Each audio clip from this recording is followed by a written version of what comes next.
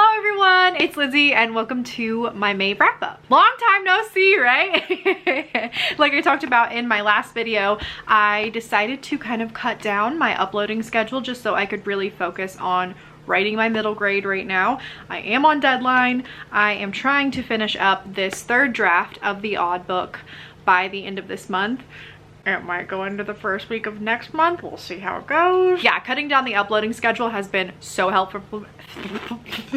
Also forgot how to film apparently. But cutting the uploading schedule down has been so helpful for me because I've just been able to focus on writing. Like I wake up in the morning and when I feel good, I'm like, okay, the only thing I have to do today is write. So there's the freedom from guilt of not filming, but also the guilt from not filming. We'll talk about that later. Anyways, let's jump right into writing / work. As I mentioned, basically my entire life is Tobe now. So I finished 5 chapters of that, which I'm very, very proud of in my third draft. And that would put me at almost halfway through, but it's chugging along. I'm chugging along. I'm really trying to focus on not getting caught up on the prose and making them super pretty and just getting this written in a way that's legible for someone else to read, so I can send it on and then I can make it pretty later. This is what I'm telling myself constantly, like 7 to 8 times a day while I'm writing. Is it sticking?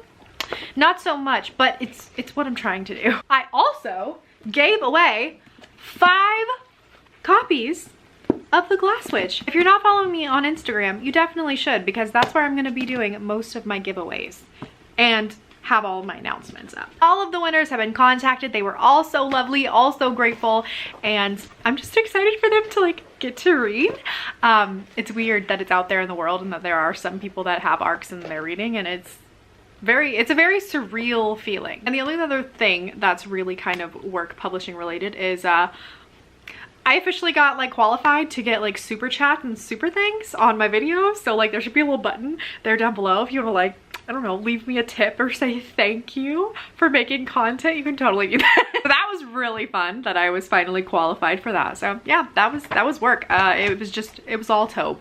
Tobe is my life. Tobe will be my life for most of this year. Moving on into like personal life stuff. Again, this is kind of work related, kind of life related, but like the filming schedule. I just want to talk about that really quickly because I'm very, very happy with the freedom that I have right now, uploading like once or twice a month. It's really working for me, but at the same time, I really, really hate it because I like being that type of I like being the girl who uploads once a week. I am not that girl right now. And I keep having to have conversations with myself where I'm like, okay, you're an author first, a YouTuber second. You're not a YouTuber who happens to write books. You're an author who happens to have a YouTube channel. It's really hard because I really enjoy making content. I have like a whole list of video ideas that I'm just waiting to do when I get the time scheduled up.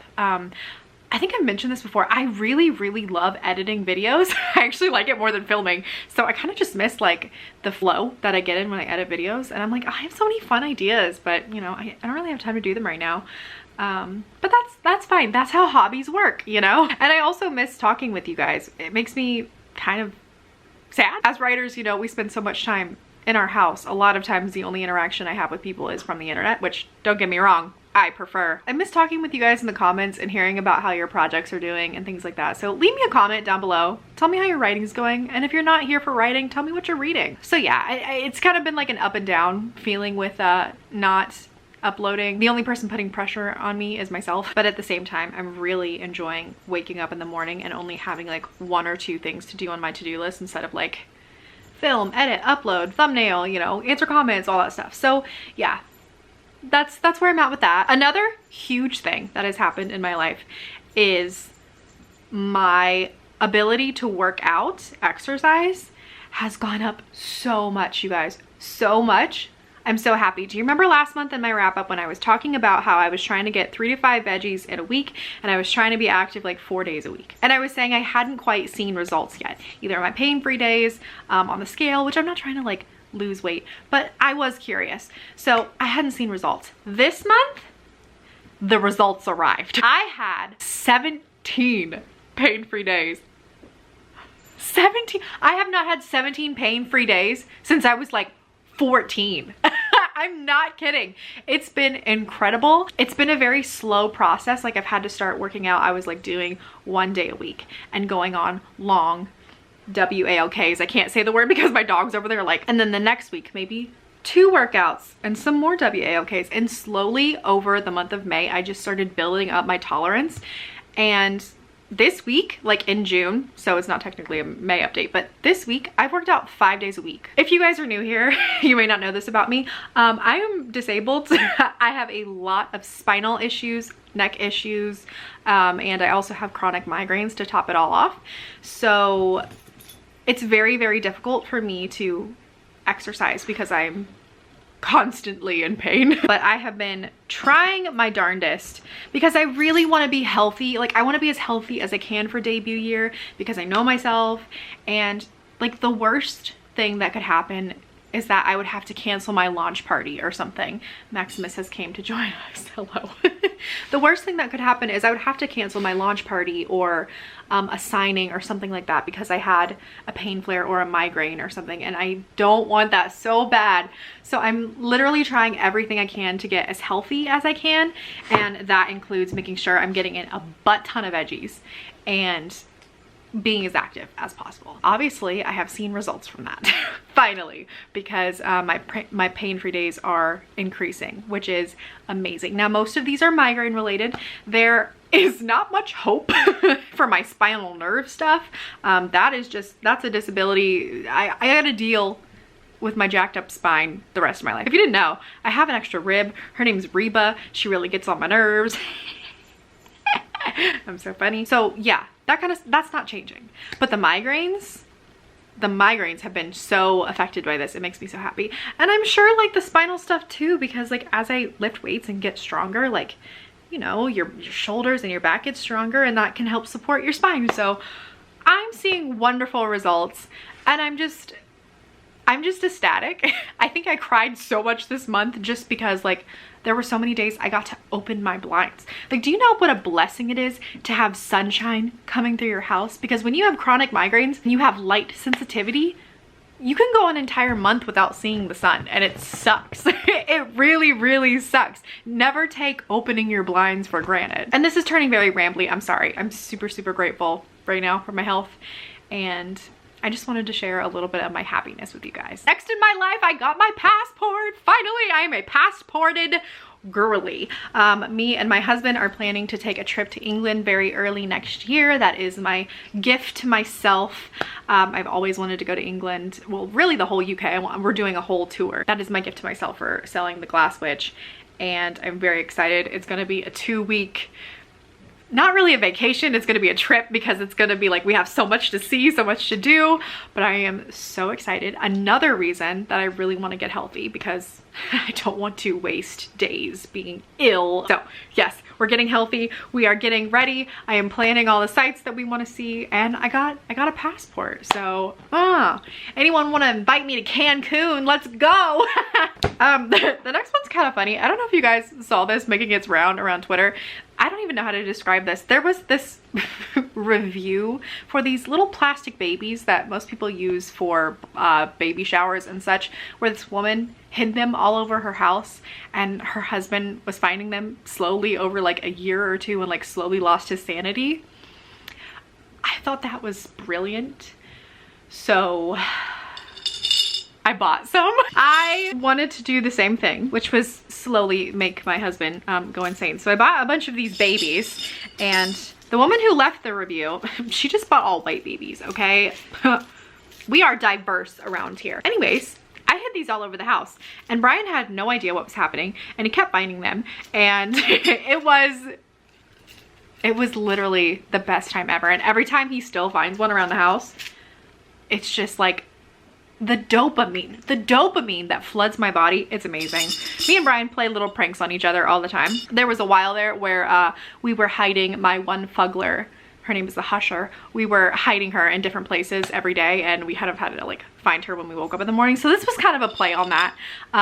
This isn't all of the babies, so he still has quite a bit to go, and my gosh, it makes me so happy. Also kind of related in Brian news, me and Brian celebrated our 10-year anniversary together. It's I can't believe it's been 10 years, like a decade. I met my husband when we were in high school. I was a senior and he was a junior, and he asked me to prom, and we've been together ever since. So we had a really nice little anniversary. We went to this farm that did a brunch, and there's an orchard out back, so we just got to walk around the orchard and hang out together, and it was very nice. Okay, now moving into, it's kind of life, kind of reading, kind of media all mixed together. I just decided that I wanted to start reading some of the books that I missed out reading as a kid. I actually made a list of the ones that I'm interested in that I never got to. I'll pop it up so you can see. And yeah, I just decided to start reading off of this. Now, I've already taken off the ones that I've read, and that would include Goosebumps. I never read a Goosebumps book in my life. I don't know how I missed out on it. It was like a total like 90s 2000 thing, and I missed the train. I missed the train.